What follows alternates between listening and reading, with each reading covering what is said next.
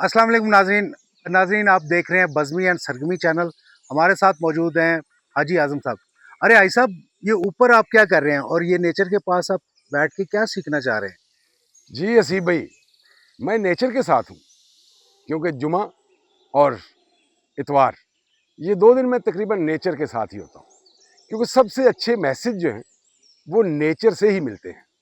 वैसे भी किसी का कॉल है कि इंसान के दिमाग में जो ख्याल आते हैं वो हवा के ज़रिए से आते हैं, क्योंकि नेचर मैसेज देती है ज़िंदगी को समझने के लिए।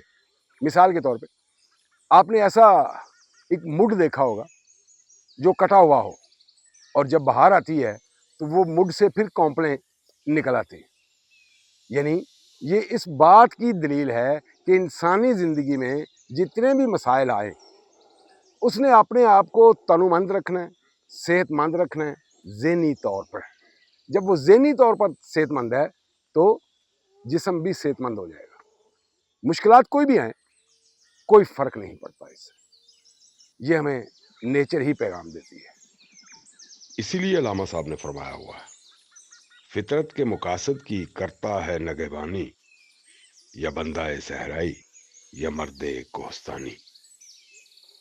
दुनिया में मुहासब है तहजीब फसूं घर का, है उसकी फकीरी में सरमाया सुल्तानी।